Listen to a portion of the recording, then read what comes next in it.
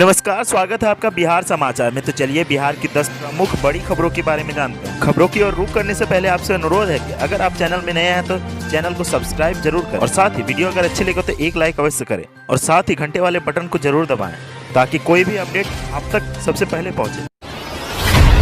नए साल में नीतीश सरकार की इन योजनाओं से बिहार में किसानों की आय में होगी बढ़ोतरी। नया साल 2021 बिहार के किसानों के लिए नई उम्मीदें लेकर आने वाला है। बिहार की नीतीश सरकार जल्द ही कई योजनाओं को एक साथ जमीन पर उतारने का फैसला किया है। इनमें हर खेत को पानी देने संबंधी योजना सबसे अहम है। अपनी चुनावी रैलियों में सीएम नीतीश इसका जिक्र करते थे। मुख्यमंत्री नीतीश कुमार की महत्वाकांक्षी हर खेत तक सिंचाई का पानी कार्यक्रम के टेक्निकल सर्वे का काम शुरू हो गया है। इसे 100 दिन के अंदर पूरा करने का लक्ष्य रखा गया है। सर्वे पूरा होने के बाद हर खेत तक सिंचाई का पानी पहुंचाने के लिए डीपीआर बनाने का काम शुरू होगा। मार्च तक इसे पूरा करने के लिए नए वित्तीय वर्ष में योजना को जमीन पर उतार देने की सरकार का टारगेट है। इसके अलावा बिहार सरकार ने मौसम अनुकूल खेती योजना इस वर्ष हर जिले में शुरू कर दी है। इसी रबी मौसम से योजना शुरू हो गई। हर खेत को पानी के लिए तकनीकी सर्वे के बाद जहां भी सिंचाई के लिए बिजली की जरूरत होगी, सरकार अलग से इसकी व्यवस्था करेगी। इसके लिए सरकार ने इस काम में जल संसाधन, लघु जल संसाधन और कृषि के साथ बिजली विभाग को भी लगा दिया है। इसके अलावा बिहार सरकार ने 3 फसलों का कैलेंडर तैयार किया है। खास बात यह है कि योजना के तहत खेती 4 बड़ी कृषि संस्थाओं की देखरेख में होगी। फसल का कैलेंडर भी इन्हीं संस्थाओं की देखरेख में तैयार किया गया है। इसके लिए लगभग 1 दर्जन फसल चक्र बनाए गए हैं। गुनगुनी धूप भी कह रही है हैप्पी न्यू ईयर। मंदिरों में उमड़ी भीड़, भगवान के दर्शन पूजन से हुई नए साल की शुरुआत। 2021 का सबसे अच्छा स्वागत और क्या हो सकता है जब गुनगुनी धूप खुद बाहें फैलाकर सबको हैप्पी न्यू ईयर कह रही हो। नई उम्मीदों के साथ नया साल आ चुका है और लोग सेलिब्रेट करने में जुटे हैं। सुबह से ही राज्य के विभिन्न इलाकों में छोटे बड़े मंदिरों में भीड़ उमड़ी। लंबी लाइन में लगकर श्रद्धालु पूजा के लिए मंदिर पहुंचे। वहां मंदिर के बाहर मेले जैसा नज़ारा है। खुशबूदार फूल की माला के साथ बुके की खरीदारी हो रही है। वहीं पार्क के बाहर भी रंग बिरंगे गुब्बारे, चाट, गोलगप्पे के ठेले लग गए हैं। जैसे ही घड़ी में 6 बजे शहर के मंदिरों में भीड़ लगने लगी, नई उम्मीदों के साथ नए साल का स्वागत करने लगे। सबसे पहले लोग मंदिर पहुंचे। 2020 को भुलाकर 2021 का जोरदार स्वागत का इससे बेहतरीन तरीका हो भी नहीं सकता है। राज्य भर में अलग अलग शहरों के छोटे बड़े मंदिरों में भीड़ उमड़ी। सुबह से ही लोग लाइन में लग गए। फूल माला और प्रसाद खरीदने के लिए लंबी कतार लगी। इसी बीच रंग बिरंगे गुब्बारे और बुके भी लोगों ने खरीदे। शहरीकरण बढ़ने से आएगा खुशहाली। बिहार में 117 नए नगर पंचायत और 8 नगर परिषद बनने से केंद्र सरकार को देना पड़ेगा ज़्यादा पैसा। नया साल बिहार के विकास की दृष्टि से काफ़ी महत्वपूर्ण माना जा रहा है। राज्य में करीब 150 नए बाजार गुलजार होंगे। ये नए शहर विकास की रफ्तार को नई गति देंगे। मुख्यमंत्री नीतीश कुमार ने काफ़ी सहज तरीके से केंद्र सरकार पर यह दबाव बना दिया है कि अब केंद्रांश में राज्यांश बढ़ जाएगा। केंद्र सरकार के सामने यह मजबूरी होगी कि ना चाहते हुए भी बिहार का हिस्सा बढ़ाना पड़ेगा। राज्य कैबिनेट की बैठक में नए शहरी निकायों के गठन को मंजूरी दी जा चुकी है। अब उन्हें जमीनी आकार देने की प्रक्रिया शुरू हो गई है।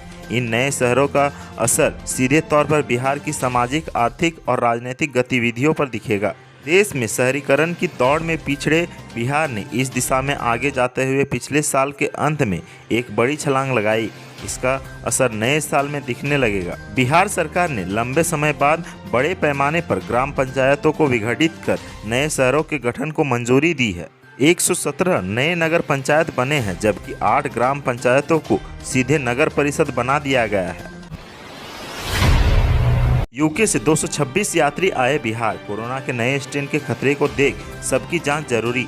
अभी तक 181 का ही पता चला। ब्रिटेन से बिहार आने वाले यात्रियों की संख्या 226 हो गई है। ब्रिटेन में कोरोना वायरस के नए स्ट्रेन मिलने के बाद वहां से पटना एयरपोर्ट आ रहे यात्रियों की खोज कर उनकी जाँच का निर्देश दिया गया है। इनमें से अभी तक 181 यात्रियों का ही पता चल सका है। उनमें भी अभी तक सिर्फ 101 का ही सैंपल कलेक्शन हुआ है। बाकियों को ट्रेसिंग का काम चल रहा है।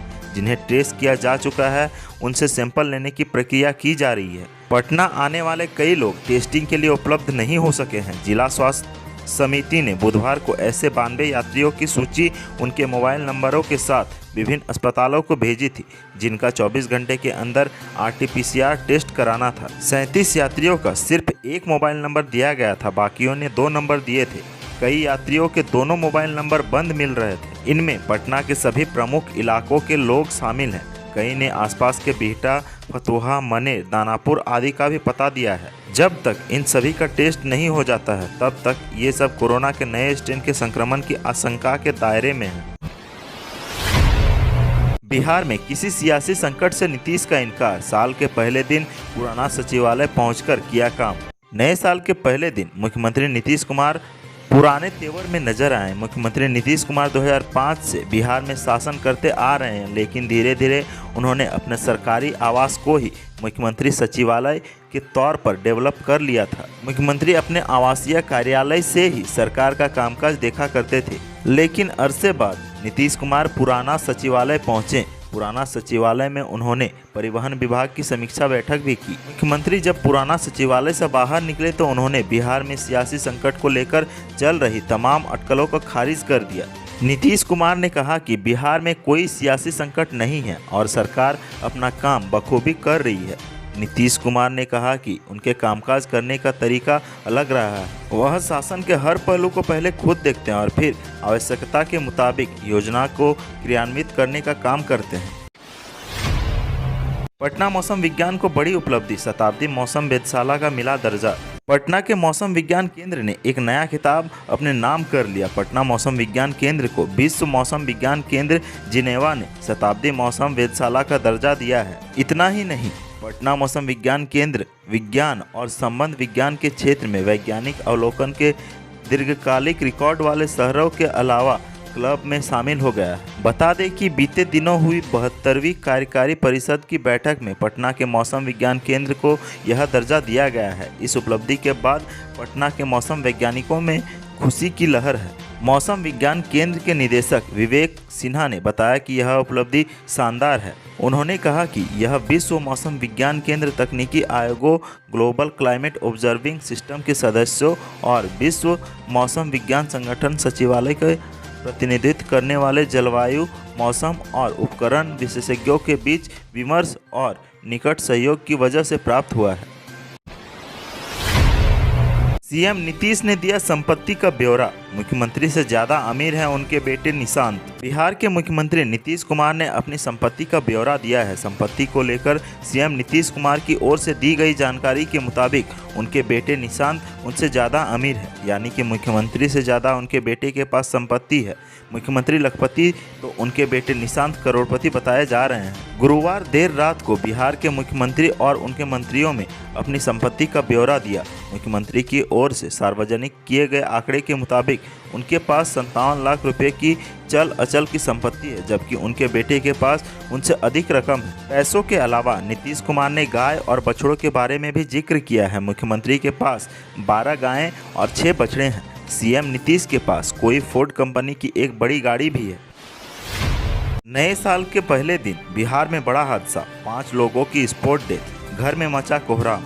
इस वक्त एक बड़ी खबर कैमूर जिले से सामने आ रही है, जहां नए साल के पहले दिन एक बड़ा हादसा हुआ। भीषण सड़क दुर्घटना में 5 लोगों की स्पॉट डेथ हो गई, जबकि एक ड्राइवर इस घटना में गंभीर रूप से जख्मी बताया जा रहा है। घटना के बाद मृतकों के घर में कोहराम मच गया है। घर वालों का रो रो कर बुरा हाल हो गया है। पुलिस मामले की छानबीन में जुटी हुई है। घटना कैमूर जिले के कुदरा थाना इलाके की है, जहां NH-30 पर कैथिया के पास मैजिक और ट्रैक्टर में भिड़ंत हो गई। इस भीषण सड़क हादसे में मैजिक गाड़ी के परखच्चे उड़ गए। गाड़ी में बैठे 5 लोगों की मौत हो गई, जबकि गाड़ी के ड्राइवर का गंभीर रूप से जख्मी हो गया है। घायल अवस्था में उसे नज़दीकी अस्पताल में इलाज के लिए भर्ती कराया गया है। बिहार में कड़ाके की ठंड, न्यूनतम तापमान में भारी गिरावट, पारा 3 डिग्री तक लुढ़का। बिहार में इन दिनों सर्दी का सितम लगातार जारी है। राजधानी पटना सहित राज्य के विभिन्न जिलों में शीतलहर को लेकर मौसम विज्ञान केंद्र पटना ने अलर्ट जारी किया है।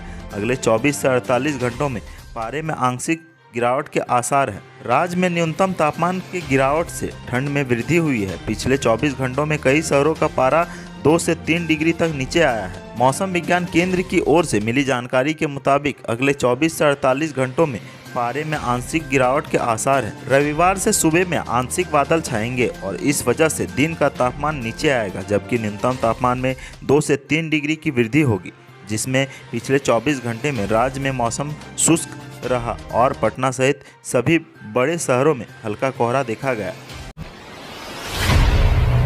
अब बात करते हैं कोरोना अपडेट की। तो बिहार में मिले कोरोना के 463 नए मरीज। राज्य में पॉजिटिव मरीजों का आंकड़ा पहुंचा 2,53,255। बिहार में कोरोना संक्रमण की रफ्तार अब धीमी हो गई है, लेकिन इसके बावजूद भी हर रोज हजारों की संख्या में पॉजिटिव मरीज मिल रहे हैं। स्वास्थ्य विभाग की ओर से ताज़ा अपडेट जारी की गई है। इस अपडेट के मुताबिक बिहार में 463 लोग कोरोना पॉजिटिव मिले हैं। इसके साथ ही राज्य में कोरोना संक्रमितों की संख्या बढ़कर 2,53,255 हो गई है। बिहार में फिलहाल 5,172 कोरोना के एक्टिव मरीज हैं। राजधानी पटना में कोरोना का कहर थमने का नाम नहीं ले रहा है। राजधानी पटना में एक बार फिर से सबसे ज़्यादा 237 नए मामले सामने आए हैं। शुक्रवार को जारी ताज़ा अपडेट के मुताबिक बिहार के विभिन्न जिलों से 463 नए मामले सामने आए हैं। इसके साथ ही राज्य में कोरोना मरीजों का आंकड़ा 2,53,255 हो गया है। तो आज की सुर्खियों में बस इतना ही। बिहार से जुड़ी खबरों के लिए सब्सक्राइब करें हमारे चैनल को और साथ ही साथ अपने दोस्तों और रिश्तेदारों में शेयर जरूर करें। धन्यवाद।